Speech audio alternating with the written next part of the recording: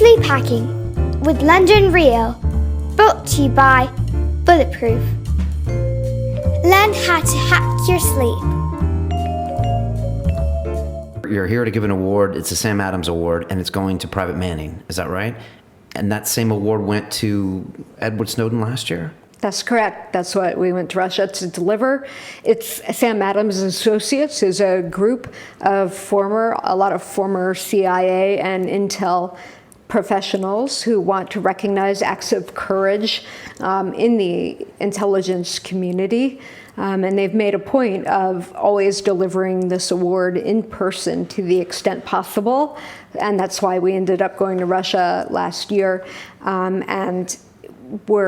Obviously Chelsea Manning's in jail right now, but a representative of Chelsea's choosing will accept the award on her behalf. But Tom can tell you more about Sam Adams himself. Well, there's real history. It goes back to the Vietnam era, which is really a seminal period in U.S. history, which is also the foundation in terms of what happened after the Cold War to understand what has happened. But Sam Adams actually found out about the books, the numbers were being cooked in terms of the strength of the North Vietnamese and their presence within South Vietnam. And so they made the numbers much higher than they really were. And he actually wrote a book about it.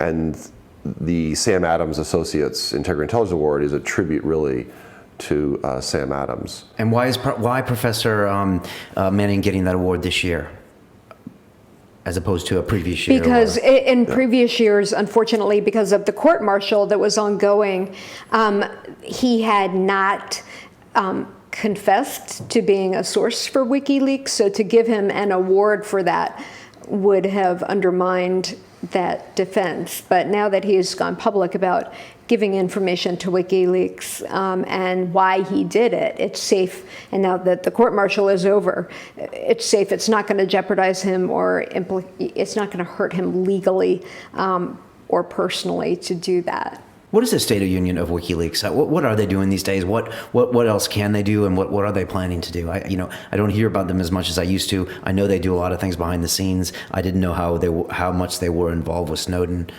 I think they're doing a lot, actually, an amazing amount that Julian Assange has been able to do from the confines of the embassy. They're still a very active organization.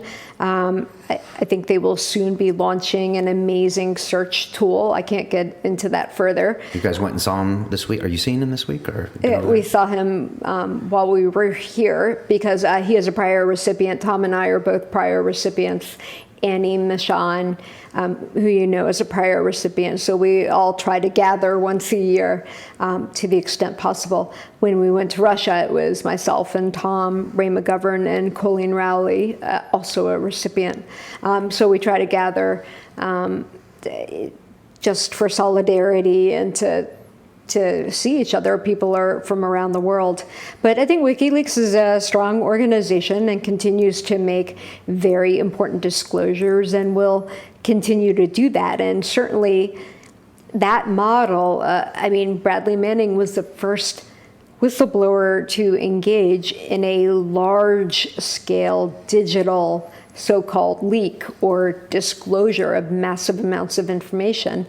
And Edward Snowden is a second, but I expect more of that will happen. And one of the ironies of having a secret surveillance state that is so locked down is it does create other safety valves. And one of those is people blowing the whistle.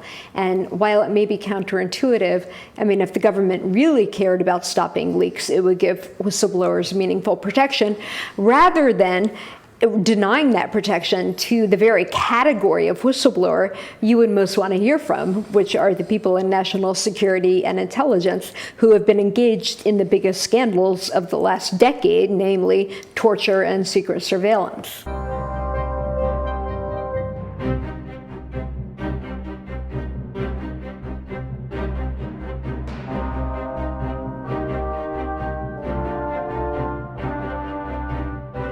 This week on London Real, we have astrophysicist Neil deGrasse Tyson. I wake up every morning astonished that an astrophysicist can have 1.7 million Twitter followers. The cosmos is anything where it's a frontier of human knowledge of how the world works. There's so many forces that want to deny a scientific truth just because it conflicts with their ideology. I thought of myself, because I could wrestle, as sort of a defender of geeks.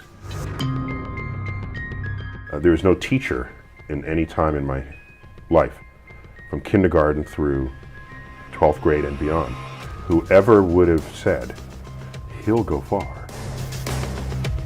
And the act of finding out is the lesson, not the lesson itself.